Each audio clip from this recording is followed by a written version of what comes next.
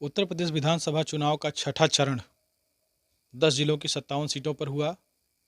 छठे चरण में बलिया, बलरामपुर, गोरखपुर, बस्ती, संत कबीर नगर, सिद्धार्थनगर, अम्बेडकर नगर सहित कुल 10 जिले शामिल थे, जिसमें कुल 57 सीटों पर मतदान हुआ। अगर बस्ती जिले की बात करें तो यहाँ पर पाँचों विधानसभा में सबसे ज़्यादा मतदान प्रतिशत जो दर्ज किया गया वो कप्तानगंज और महादेवा में दर्ज किया गया। यहाँ दोनों विधानसभा में 58% से ज़्यादा मतदाताओं ने अपने मताधिकार का प्रयोग किया। वहीं रुधौली विधानसभा में सबसे कम 55% मतदान हुआ। हरैया और बस्ती सदर में भी मतदान प्रतिशत ठीक रहा, 57 और 58% के आसपास जो मतदान प्रतिशत था वो दोनों विधानसभाओं में दर्ज किया गया। पूरा चुनाव बस्ती जिले का जो 5 विधानसभा में शांतिपूर्ण संपन्न हुआ। कहीं पर कानून व्यवस्था को लेकर कोई बड़ी समस्या उत्पन्न नहीं हुई। जो समस्याएं दिखी उसमें से सबसे बड़ी समस्या ये रही कि मतदाताओं का बड़ी संख्या में वोटर लिस्ट से नाम कट गया था, उनका नाम शामिल नहीं था। ऐसे भी मतदाता थे जिन्होंने हाल के पंचायत चुनाव में अपना मतदान किया था, लेकिन इस बार सूची में उनका नाम नहीं था। इसको लेकर सबसे पहले जो सोशल मीडिया के माध्यम से लोगों को जानकारी थी कि फार्म 7 की व्यवस्था रहेगी मतदान केंद्रों पर, उसकी व्यवस्था नहीं थी। इसको लेकर तमाम केंद्रों पर गहमा-गहमी हुई। जो निर्वाचन के कर्मचारी लगे थे उनसे लोगों ने बात की और वो फार्म की डिमांड की गई। अंत में जो है दोपहर बाद जिलाधिकारी सौम्या अग्रवाल ने स्पष्ट किया कि जिन लोगों का नाम मतदाता सूची में नहीं है उनको वो वोट दे पाएंगे। इसके बाद स्थिति क्लियर हुई। तमाम स्थानों पर इसको लेकर ग्रामीणों में, मतदाताओं में नाराज़गी भी दिखी कि उनका नाम कैसे और किन परिस्थितियों में काट दिया गया। कुछ केंद्रों पर स्थिति ये रही कि मतदान केंद्र उनके गांव सभा से और ग्राम पंचायत से काफ़ी दूरी पर बना दिए गए थे। जैसे अगर कप्तानगंज विधानसभा क्षेत्र की बात करें तो कप्तानगंज में ग्राम पंचायत जो सल्टुआ ब्लॉक है, वो ग्राम पंचायत घुरहूपुर के जो डिगरभरिया गाँव है, वहाँ का जो मतदान केंद्र था वो पास में प्राथमिक विद्यालय पे बन सकता था, लेकिन उसको करीब 3.5 किलोमीटर दूर जो इंटर कॉलेज है टिनिच में, वहाँ पर बना दिया गया। तो उससे मतदाताओं को काफ़ी परेशानी हुई। इसी तरीके से जो चित्रा ग्राम पंचायत है उसका एक बनकटा जो पूर्वा है, उसका भी मतदान केंद्र करीब 3 किलोमीटर दूर इंटर कॉलेज टिनिच पर ही बना दिया गया था। तो यहाँ के मतदाताओं को आवागमन में परेशानी हुई और तमाम ऐसे थे जो दूरी के चलते मतदान नहीं कर पाए। पूरे ज़िले में दिन भर मतदान से जुड़े अधिकारियों का, जिला स्तरीय अधिकारियों का और पुलिस कर्मियों का भागदौड़ चलता रहा। लोग केंद्रों पर जाकर जानकारी लेते रहे। जिलाधिकारी सौम्या अग्रवाल, पुलिस अधीक्षक आशीष श्रीवास्तव के साथ तमाम जो अधिकारी कर्मचारी लगाए गए थे, उन्होंने पूरे दिन तक उनकी भागदौड़ चलती रही। और जिस तरीके से जो मतदान प्रतिशत बढ़ाने, जो ज़िले में टोटल मतदान प्रतिशत दर्ज किया गया है वो 57.22 के करीब जो है टोटल मतदान बस्ती ज़िले में हुआ है। बस्ती ज़िले में अगर आज के समीकरण की बात करें और चुनावी जो पूरा गहमा-गहमी था उसकी बात करें, किस तरीके से कहाँ पे कौन पार्टी किस स्थिति में है और जो शुरुआती मतदान के बाद की जो स्थितियां हैं वो किस तरीके से हैं, तो कप्तानगंज में पूरी तरीके से चुनाव त्रिकोणीय है। यहाँ पर भाजपा के सी चंद्र प्रकाश शुक्ल, सपा के कबीर चौधरी अतुल और बसपा के जहीर अहमद जिम्मी। त्रिकोणीय चुनाव यहाँ पे है। कौन पार्टी का पलड़ा भारी है और 10 तारीख को कौन जीत दर्ज करेगा, ये बताना थोड़ा सा, और इस पर कोई आखिरी राय या आखिरी टिप्पणी देना थोड़ी सी जल्दबाजी होगी। यही स्थिति हरैया विधानसभा में है। वहाँ से पूर्व कैबिनेट मंत्री राजकिशोर सिंह बसपा से मजबूत दावेदार थे। चूँकि पूर्व में वो 3 बार विधायक रह चुके हैं, मंत्री भी रहे हैं, तो उनका अपना वोट बैंक और जनाधार, व्यक्तिगत के अलावा जो पार्टी से जुड़े बड़ी संख्या में मतदाता हैं वो भी उनके साथ जुड़े हुए दिखाई दिए हैं। दूसरी तरफ त्र्यंबक पाठक जो पूर्व ब्लॉक प्रमुख रहे हैं, वो सपा से इस बार चुनाव मैदान में है। उनका अपना समीकरण वहाँ पे जातिगत समीकरण और तमाम पार्टी के जो वोट हैं उसको देखते हुए उनकी भी दावेदारी मजबूत मानी जा रही है। और तीसरा जो भाजपा के जो 2017 में विधायक बने थे अजय सिंह, इस बार दोबारा वो मैदान में हैं। वो भी कड़ी टक्कर दे रहे हैं, क्योंकि सरकार के 5 साल के अपने काम हैं जिसको लगातार जनता के बीच में गिना रहे हैं। और जो भी विकास कार्य वहाँ पर सड़कों के क्षेत्र में, धार्मिक स्थलों के विकास के क्षेत्र में और तमाम सारे मुद्दों पर हरैया विधानसभा में जो काम हुआ है उसके आधार पर वो जनता से उन्होंने लगातार संपर्क साधा और जनता से अपने पक्ष में मतदान करने की अपील भी की थी। लेकिन अब वो परिणाम क्या होगा, जनता कितना भरोसा कर पाई है और किस तरीके से कौन किसको पटखनी देता है, ये तो 10 मार्च को इसकी तस्वीर साफ होगी। लेकिन वहाँ पर भी त्रिकोणीय और कांटे की लड़ाई मानी जा रही है। अब बात करेंगे बस्ती सदर की, तो बस्ती सदर में सीधी लड़ाई समाजवादी पार्टी और भाजपा से है। भाजपा के विधायक दयाराम चौधरी दोबारा उनको टिकट मिला है और वो फिर से मैदान में हैं। वहीं सपा की तरफ से जो सपा के जिलाध्यक्ष हैं महेंद्र नाथ यादव, उनको दोबारा पार्टी ने मौका दिया है। एक बार फिर दोनों पार्टियां वहां पर आमने सामने हैं। बसपा और अन्य जो दूसरे दल हैं वो बहुत लड़ाई में सदर में नहीं दिख रहे हैं। बहुत जब उनका बहुत प्रभाव या बहुत वो टक्कर में किसी तरीके से समीकरण को बनाने बिगाड़ने की स्थिति में अन्य पार्टियां नहीं दिख रही। वहाँ पर सीधी लड़ाई भाजपा और सपा की है। इसी तरीके से अगर महादेवा विधानसभा में बात करें तो वहाँ से समाजवादी और सुभाषपा के जो संगठन है, जो सीट है गठबंधन की, वहाँ से पूर्व विधायक दूधराम को मौका दिया गया है। वो सीट काफ़ी चर्चा में रही क्योंकि वहाँ पर अलग अलग दोनों समाजवादी पार्टी और जो सुभाषपा है प्रत्याशियों की अदला बदली शुरू में ही हुई, जिसको लेकर काफ़ी वो सीट काफ़ी चर्चा में रही। वहीं भाजपा से जो विधायक हैं रवि सोनकर, उनको दोबारा वो इस बार फिर मैदान में हैं और सीधी लड़ाई वहाँ पर सपा का जो गठबंधन की पार्टी है सुभाषपा के प्रत्याशी दूधराम और रवि सोनकर से है। वहाँ पर बसपा से लक्ष्मी चंद खरवार हैं, लेकिन जो जिस तरीके से टक्कर में बसपा को होना चाहिए था, वो बसपा वहाँ पे अपनी स्थिति उस तरीके से मजबूत नहीं कर पाई है और बहुत चुनाव को दिलचस्प बनाने में या त्रिकोणीय बनाने में सफल नहीं हो पाई है। रुधौली विधानसभा की बात करें तो वहाँ से संजय जायसवाल जो विधायक थे 2017 में भाजपा से, इस बार उनको मौका नहीं दिया गया है। उनकी पत्नी संगीता जायसवाल को इस बार पार्टी ने मौका दिया है। संगीता जायसवाल इस बार मैदान में हैं। समाजवादी पार्टी से पूर्व विधायक राजेंद्र चौधरी मैदान में हैं। बसपा से जो पूर्व ब्लॉक प्रमुख हैं अशोक मिश्रा, सल्टुआ के प्रमुख रहे हैं, वो बसपा से चुनाव लड़ रहे हैं। वहीं आम आदमी पार्टी से जो पुष्करादित्य सिंह हैं, जो राज परिवार से ताल्लुक़ रखते हैं, वो भी बहुत दमदारी से पूरे चुनाव में लगे हुए थे और लगातार लोगों से संपर्क साध रहे थे। तो सारे जो कांग्रेस से बसंत चौधरी वहाँ पे हैं। तो अगर जातिगत आधार पे बात करें तो कांग्रेस और सपा, जो चौधरी बिरादरी का वोट है, वो दोनों आपस में बढ़ता हुआ नजर आ रहा है। जो पुष्करादित्य सिंह हैं, चूँकि राज परिवार से ताल्लुक़ रखते हैं, तो वो सारे बिरादरियों में, सारे लोगों में उनका अपना वोट बैंक है। उनका अपना संबंध के आधार पर समीकरण साधने का दावा कर रहे हैं। लेकिन जो संजय जायसवाल हैं, वो उनका 5 साल का पार्टी का अपना कार्यकाल है। पहले भी कांग्रेस से विधायक रह चुके हैं वो, और उनका अपना जिस तरीके से वो समीकरण और जो राजनीतिक उनका अनुभव है, उसको देखते हुए एक बार फिर वो अपनी पत्नी के जो संगीता जायसवाल हैं उनकी जीत का दावा कर रहे हैं।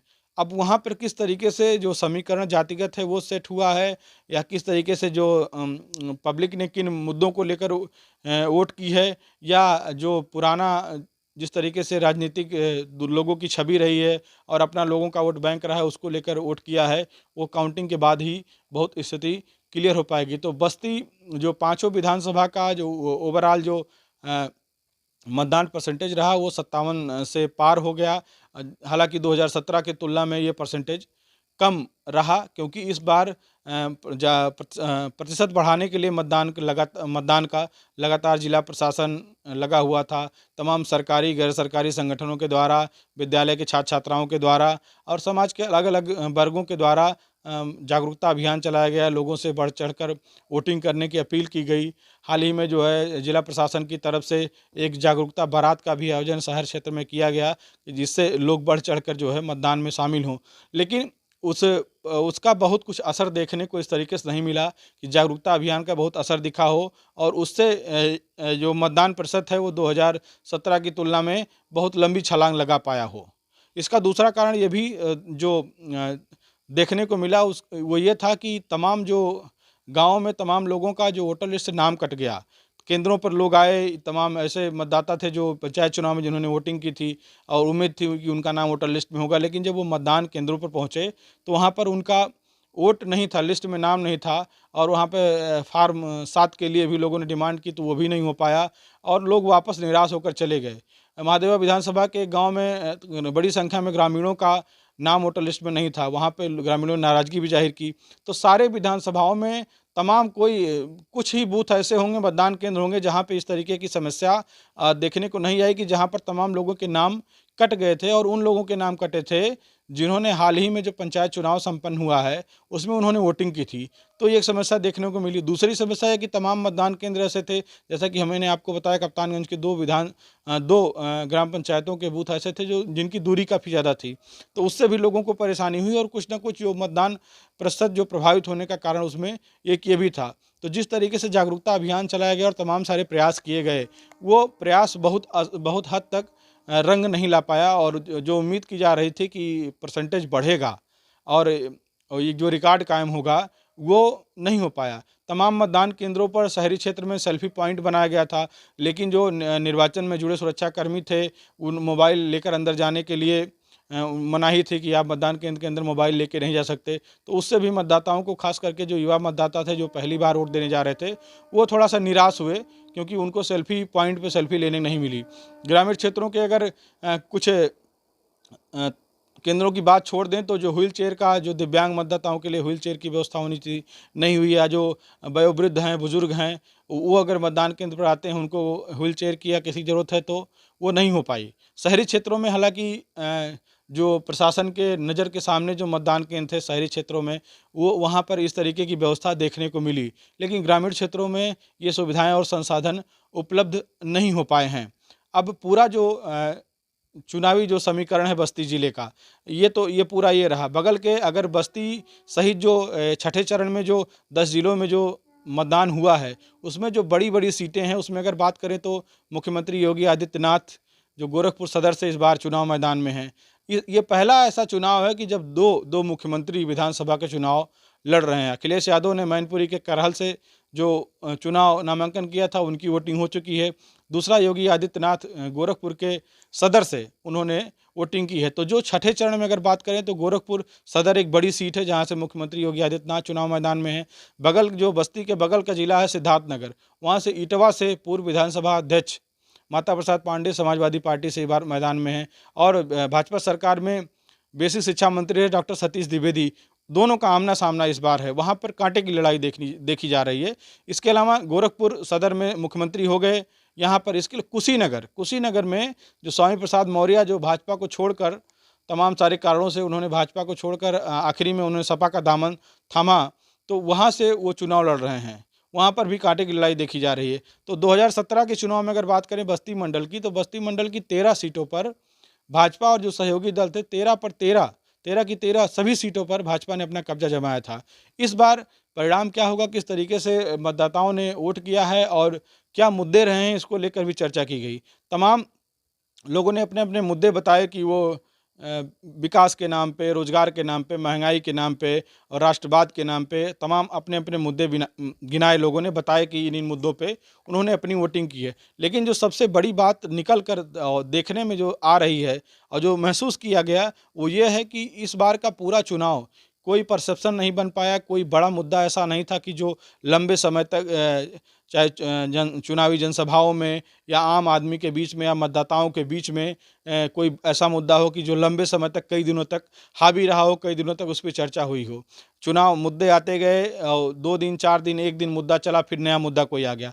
तो ये पूरा चुनाव जिस तरीके से, और पार्टियों ने जब टिकट दिया तो तमाम सारे ऐसे प्रत्याशी थे जिनका टिकट अंत समय में, अगर भाजपा की बात करें तो वहाँ से भी कटना था। लेकिन राजनीतिक परिस्थितियाँ कुछ ऐसी बनी कि उस पर अंतिम फैसला या अंतिम मुहर नहीं लग पाई और जो पुराने लोग थे उन्हीं लोगों को दोबारा रिपीट करना पड़ा। तो जो राजनीतिक स्थितियाँ हैं उसमें पहली बात यह है कि या तो जो मतदाता है वो पार्टी से जुड़ा हो, या तो जो कैंडिडेट है वो मतदाताओं से जातिगत आधार पर जुड़ा हो। तो टोटल चुनाव बिना किसी बड़े मुद्दे के इस बार जाति आधारित पार्टी और जाति आधारित कैंडिडेट इसी के इर्द गिर्द घूमती हुई नजर आई है कि अब इसका कितना असर रहा और किस तरीके से जो ये वोट बैंक में तब्दील हुआ है। और जो निर्णायक वोटर होगा वो साइलेंट वोटर होगा, क्योंकि अगर जो पब्लिक प्लेस है, जिस तरीके से लोगों की चर्चाएं हुई हैं और बातचीत हुई हैं, वहाँ तो साफ साफ दिख रहा है कि कौन किस पार्टी का समर्थक है या किस पार्टी का मतदाता है। लेकिन जो साइलेंट वोटिंग गाँव में हुई है या शहरी क्षेत्रों में, जो वोटर कहीं बोलने वाला नहीं है, उसकी कोई चर्चा नहीं है, उसको वोट जाके अपनी पार्टी या प्रत्याशी के हिसाब से जो उसको पसंद आया या जिसको देना चाहता है, जो वोट दे के चलाया है, वो निर्णायक वोटिंग होगी और वो पूरे परिणाम को प्रभावित करेगी। साइलेंट वोटिंग बहुत बड़ा फैक्टर इस बार साबित होने वाला है।